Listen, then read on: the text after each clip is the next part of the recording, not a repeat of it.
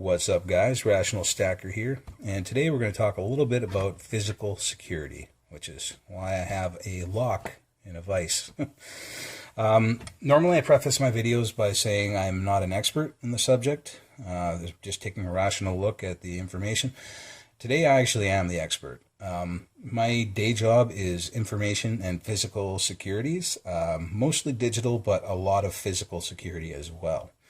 So I kind of do this stuff for a living.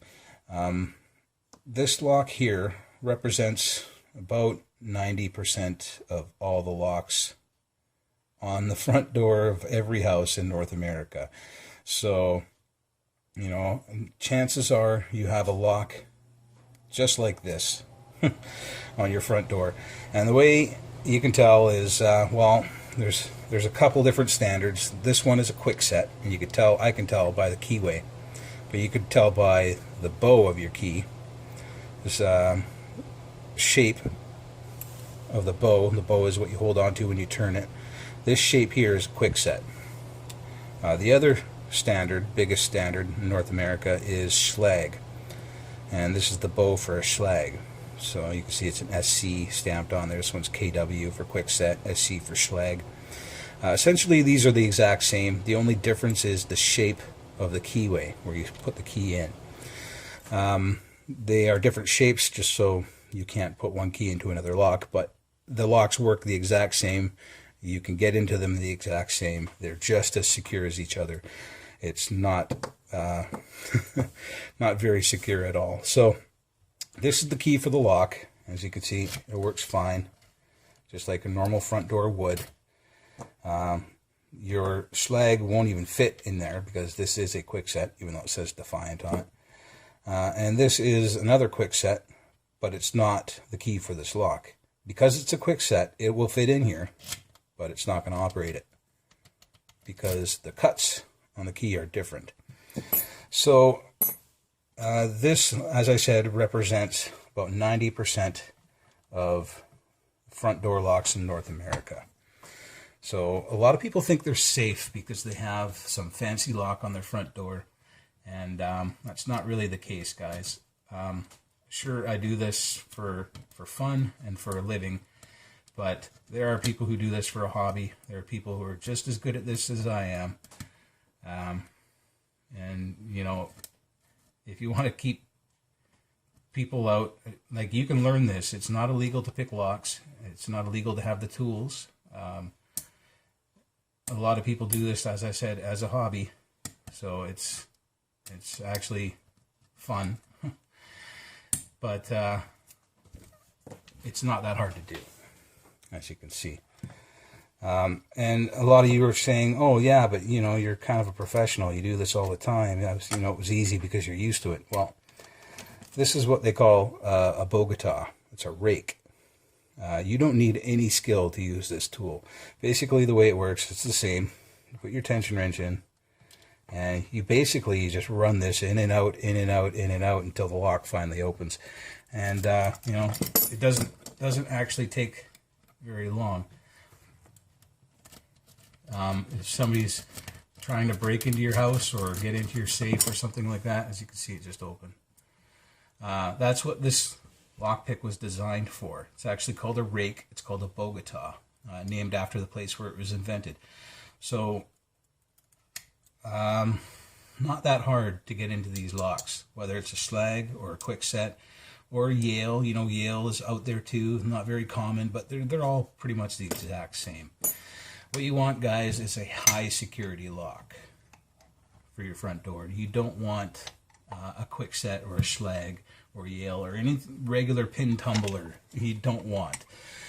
I'm going to move some of this stuff out of the way, and I'm going to come back, guys, with a couple of high security locks and show you, actually give you a couple options that you can use to beef up one of these cheaper locks, or you know, spend $100, $200 and get a high security lock.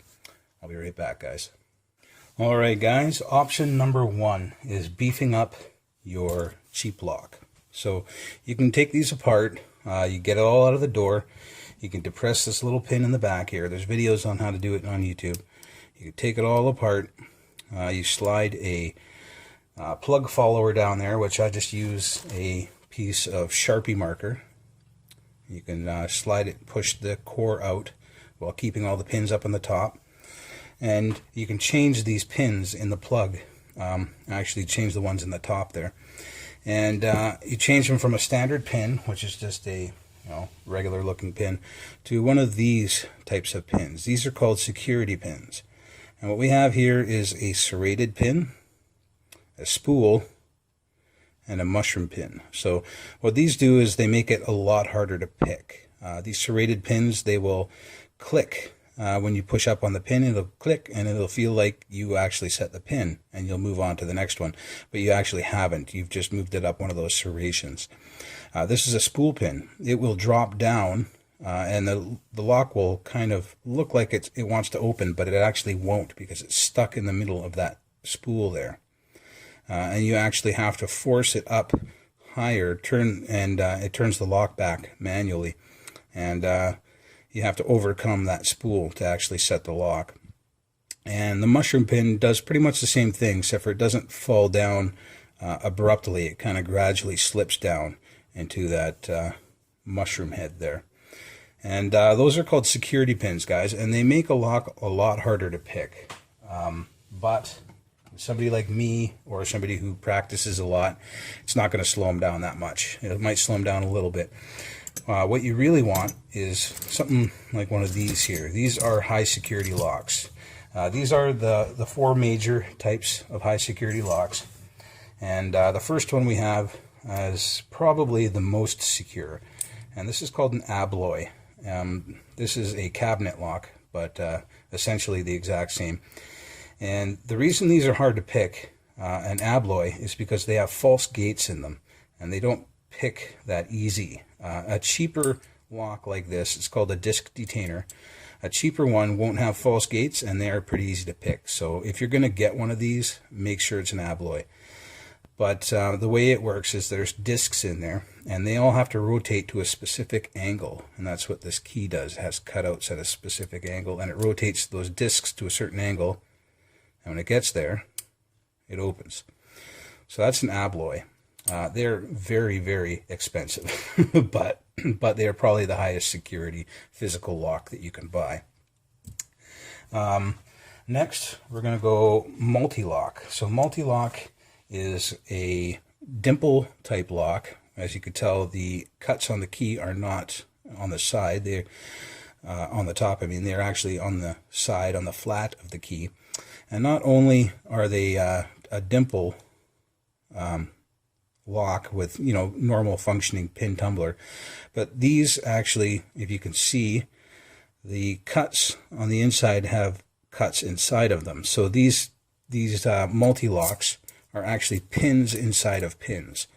So there's 5 cuts on that key, but there's actually cuts inside of the cuts. So there's 10 pins that have to be manipulated, and there are pins inside of pins with this lock. Very hard to pick. Very hard to pick. I can pick them, but not very easily. It takes time and skill. So not many people can pick this kind of lock. Not many people at all. You wouldn't have to worry about thieves picking into a lock like this. Next, we'll go Medico. Medico is kind of the industry standard for governments and for a lot of big business. They use Medico. You can go around and look on business door fronts, and you could see usually says Medico on it, and it functions what feels and looks like a normal lock, but the actual way these work is the pins have to lift up to a specific height and meet your shear line, just like a regular lock, but the pins also have to rotate, and there's what's called a sidebar. When the pins rotate, they have a void at the top of the pin where the sidebar, which looks like a fork, will fall into the voids at the top of the pin. They all have to line up for it to actually work. Otherwise, the sidebar is in the way and it won't open. So if you look at the cuts on this key, you can see how they're angled. How they're not straight like a regular key would be straight cuts, right? These ones are actually angled cuts. And those angles are what turns the pins, the key pins, are chisel shaped, and they fall into those angles, and it physically causes the pin to turn. And when the pins turn to the right angle, then the sidebar will fall in and get out of the way, and then you can turn the lock open. So these are incredibly hard to pick. I've picked a couple of them before, but I can't reliably pick them. And I'm pretty good at picking. Not many people in the world can reliably pick Medicos. And then my personal favorite, and they're not really the most secure, but I just really like ASA. This is an ASA Twin. And what this is your regular pin tumbler lock. As you can see, you have your regular bitting there, 6 pins. And then you have another set of pins down at the bottom of the key. Another 5 pins down at the bottom. So this is actually an 11-pin lock. And that controls a sidebar at the bottom there. So these all have to be lifted to the right level. You might be able to just make it out there. And then the sidebar can fall in and you can turn your key, much like the sidebar in a Medico. You just have to line it up and then you can turn it. So these pins at the bottom also have false gates in them too, so they are not easy to pick. I've picked a couple of these, but I can't do it reliably. They are a lot like a Medico for me. So, these are the kind of high security locks that businesses will employ to keep people like me out. So you can go that route, guys. These are, starting at about $100, going up to about $200, depending on which one you're going to buy. But they are all high security locks, and they are all going to keep me and other people out a lot better than just your regular front door lock. All right, so now let's get on to safes here. A lot of people say, okay, well, I have my safe, and my safe will keep everything, in it, and people can't get into it. Well, does your safe have a key on it? Does it have a key bypass? A lot of these fire safes, Sentry safes and stuff like that, will have some kind of key, and it doesn't have to be or your regular key. It can be a tubular lock as well. So there's a tubular lock. I can pick these just as easy as I can pick the regular front door locks. Actually, even easier, because the pins are staring at you in the face. So if it's got a keyway in it, in your safe, it's no better than a regular lock.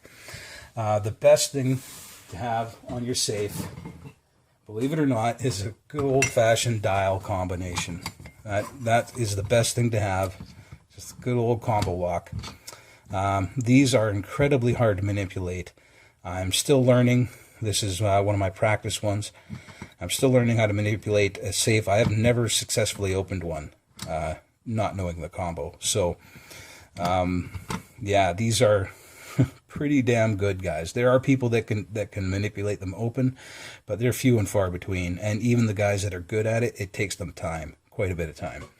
So a lot of people say, well, what about digital locks for my safe? Well, they are inherently flawed. Most digital lock safes will have a key bypass as well, so it's only as secure as the key. That's going to be your weak point.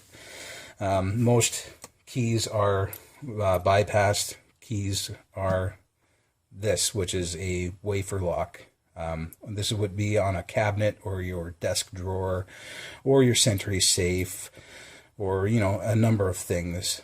But this isn't a pin tumbler. It doesn't have pins. It actually has wafers in there that go up and down, and these are actually easier to pick than a regular pin tumbler lock. So anything with a wafer lock in it, and you can usually tell by looking in the keyway if you can see plates in there instead of pins. This one you could probably barely make them out there, how they're flat plates and not round pins. These are a lot easier to pick than even, this one that I got into in no time. So chances are, if it's got a key on it, guys, and you don't know if it's a high security lock, it's probably not. And that's going to be your weak point. That's going to be your point of entry. So I would stick with a combination dial. And even if it doesn't have a key on it and your digital keypad safe, you're still not safe. There's ways around that. People take giant magnets and you can slide the bolt over from outside. You can just take the whole dial pad right off, because you have to be able to get them off to get the battery. You can take them right off, and you can basically hot wire it, which is rip out the wires, find the two that actuate the solenoid, touch a 9-volt battery to it, and open it. Of the ones that you can't do that, you can just rip off the dial pad, put on your own dial pad that you know the code for, type it in, and open it. I mean, there's no real way to keep a digital safe secure, and that includes the one with the thumbprint. Yeah, they're inherently flawed, guys. The best way is a dial pack. So now I'm going to go grab my safe. I'm going to unbolt it from the ground, and I'm going to bring it out here, and I'm going to show you actually what I use and what is a good entry-level safe for you guys to keep your stacks safe. I'll be right back, guys. All right, guys, I'm back, and I unbolted my safe. This is what I would call an entry-level safe for anybody who wants to keep their valuables, their stack, whatever, safe at home. As you notice, there's no key bypass, so there's no weak point. You can't get into it with a key. You have to know the combination. You have to dial the combo. As for, brute force, we have a very, very thick plating, very, very thick. The whole thing is that thick or thicker. We have an inner plate here, so if for some reason you manage to cut off these hinges, it's still not going to open, because you have your bolt right here that comes out, and you have your inner plate there that actually grabs on the inside of this ledge here. So even if you remove those hinges when it's locked, you're not opening this thing, you're not popping it out. So even if you cut those off with a plasma cutter or something like that, you're still not going to get into it. Also, let me back this up a little bit here. I don't know if you can see that, but down at the bottom here is what's called a relock, or glass relocker. And what that is it's a spring-loaded bolt held back by a glass rod. So if somebody tries smashing this dial off, just like brute force smashing it with a hammer, this bolt will actually shoot out, effectively locking this safe up, and you won't be able to get it open. In that case, you'll probably have to call a locksmith or somebody like me who knows what they're doing, and they will end up having to get into this. Well, I'm not going to get into how to get into a safe, but let's just say you make it very, very hard on them by putting this end up against the wall. So if you put this end up against the wall, it'd be very hard for even a locksmith or me to get into it. Another thing you can notice is there's bolt holes on the bottom of this safe. So you can bolt this safe to the ground, which is what I do. This safe is normally bolted to the ground. I've taken it out for this video, and that way nobody can just walk away with it. I mean, the thing weighs probably like 70 or 80 pounds. It's heavy, but when it's bolted to the ground, you're not walking away with it. This thing, guys, I got it from one of my favorite locksmiths, because I do this kind of stuff for fun and for a hobby, and I'm kind of known in the industry. I got this for a good deal. I paid $150 for this safe, brand new. You could probably get these used for $150, $200. Brand new, something like this would normally run you about $300-$400. So that is, what I consider bare minimum for your stack. If you're worried about somebody breaking into your house, they could get everything, but they are not leaving with this safe. They are not going to get it open, and they are not going to leave with the safe in their hands. It's going to stay bolted to the floor, and they are not going to get it open. So that is bare minimum, I would say, for a safe. I also have a little light in there. I don't know if you can see the light a little bit. A little tap light in there, so I can take a look at my goodies while I'm emptying it or putting stuff in there. Anyway, guys, that is about it for physical securities.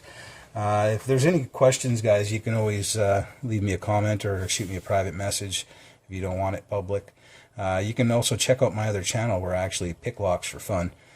People send me, I kind of showed you some already, they send me locks, they pin them up special with those security pins we were talking about. And we take turns to see how long it takes us to get into them. So, they're called challenge locks. So that's what my other channel is. It's called West Coast Picks, and all three words.